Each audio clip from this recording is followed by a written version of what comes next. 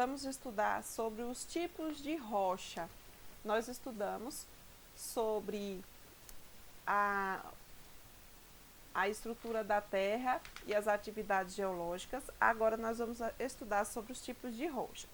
As rochas, elas fornecem minérios de interesse econômico e são utilizadas como matéria-prima na fabricação de diversos produtos e na realização de diversas atividades. Além disso, as rochas apresentam outras importâncias. Por meio delas, é possível realizar diferentes estudos sobre o passado geológico da Terra, obtendo informações sobre sua formação, indícios sobre a formação dos solos, evidências sobre os seres vivos que aqui habitaram e foram extintos, e mudanças climáticas que ocorreram desde a formação do planeta. Existem diferentes tipos de rocha. E nós vamos começar estudando então pelas rochas magmáticas. As rochas magmáticas ou ígneas são aquelas formadas pelo resfriamento do magma. Esse resfriamento pode ocorrer lentamente ou de maneira rápida, resultando em diferentes tipos de rochas magmáticas, como o granito e o basalto. O granito ele é composto por minerais como quartzo, feldespato e mica e é utilizado na fabricação de monumentos, no revestimento de prédios, paredes, mesas, pias, muros, alicerces, entre outros. E o basalto é rico em ferro e magnésio, é utilizado na construção civil, fabricação de pisos, revestimentos, paredes e pavimentação de estradas. As rochas sedimentares. Elas são formadas pela decomposição e desintegração de outras rochas, como ocorre na sua formação. Como é que ocorre? As águas das chuvas e dos rios e os ventos vão desgastar rochas, transportando os sedimentos para outros locais, onde vão se depositar em camadas. Esses sedimentos acumulados são compactados, fazendo com que eles se unam uns aos outros. É possível também que outros minerais se depositem entre os sedimentos, auxiliando na união e na formação dessa rocha. Por isso que a gente vê aqui as camadas, né, das rochas sedimentares, a gente percebe que é isso, é resultado de sedimentos de outras rochas que, né, vieram através da água, através do vento e se acumularam ali. E aí foram formando essas camadas. O processo, né, esse processo de transporte e decomposição dos sedimentos, ele é contínuo. A formação dos fósseis são vestígios ou marcas de impressões de seres vivos que existiram na Terra há milhares de anos. Os fósseis permaneceram registrados no ambiente até os dias atuais. Ao morrer, as partes moles desses seres vivos são facilmente decompostas por micro-organismos. Seres vivos que possuem principalmente partes duras, como ossos, dentes e conchas, têm maior probabilidade de deixar fósseis do que os que têm partes moles. Para que ocorra a fossilização, são necessárias diferentes condições que interrompam a decomposição natural do ser vivo e permitam sua preservação ao longo do tempo. Esse processo pode ocorrer de diferentes maneiras, como durante a formação de rochas sedimentares. Quando o ser vivo morre, ele é depositado sobre uma superfície no ambiente, como no fundo do mar.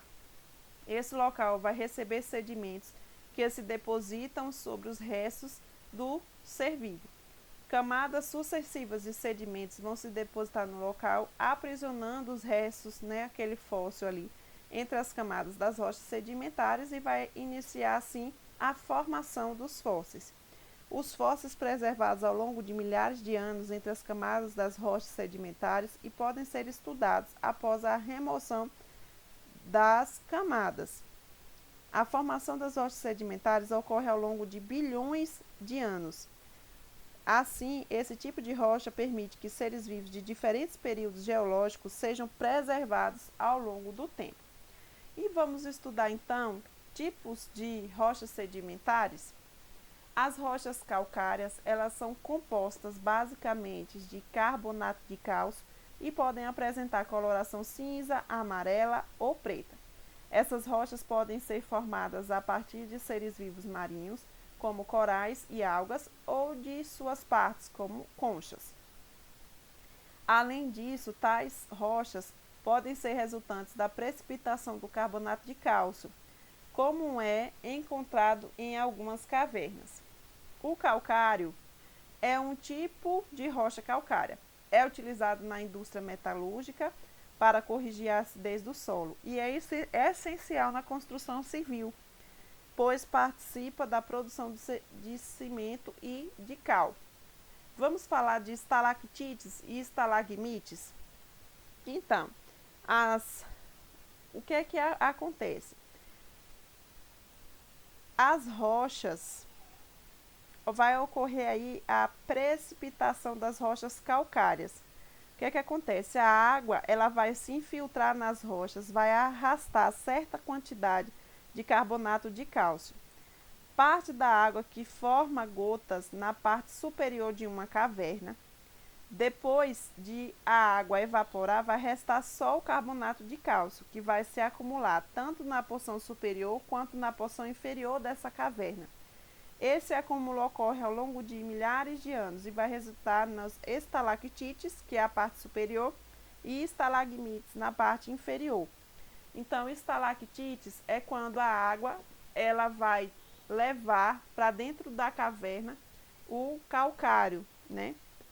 O carbonato de cálcio, na verdade. A água ela vai infiltrar, vai entrar dentro da caverna e vai levar o carbonato de cálcio. E aí vai formar aquelas gotas que ficam, aquelas partes pontiagudas que ficam numa caverna. Tanto em cima, que vai chamar de estalagmites, quando ficam essas gotas de carbonato de cálcio, e estalagmites fica na parte inferior, embaixo. Então, estalactites são as gotas em cima da caverna, aquela parte que fica pontiaguda, e estalagmites é na parte inferior. Quando junta as duas, estalactites e estalagmites, vai formar a coluna.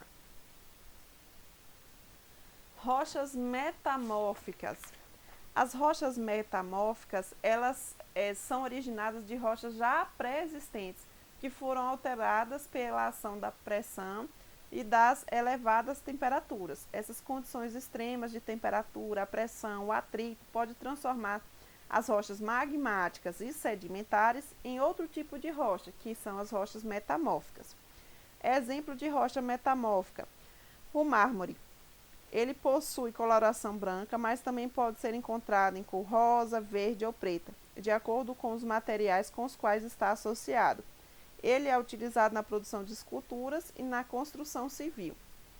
Outro tipo de rocha metamórfica é a ardósia. Pode apresentar coloração cinza, verde, vermelha, marrom ou preta. A ardósia origina-se de atividades tectônicas sobre as rochas argilosas. Como pode formar placas, ela é comumente utilizada para a confecção de pisos e telhados. São bem utilizados, né, a ardósia nos pisos, principalmente de muros externos da casa. Ele esquenta bastante essa ardósia. O gneiss, ou gneiss, é uma rocha metamórfica rica em feldespato, quartzo e mica também. Apresenta coloração cinza, rosa ou preta, que se assemelha ao granito, exceto na textura. O gneiss pode ser originado tanto de rochas sedimentares quanto de rochas magmáticas. Quando a gente observa aí, né, a gente percebe que existem faixas diferentes de cor e tem a parte dos tons escurecidos aí. O Morro do Pão de Açúcar, na Baía de Guanabara, no Rio de Janeiro, encontra-se, ele tem 396 metros de altura e é formado por gneiss ou gneiss. Então, o Morro do Pão de Açúcar, ele é formado por esse tipo de rocha aqui, tá certo? E assim, nós concluímos esse assunto.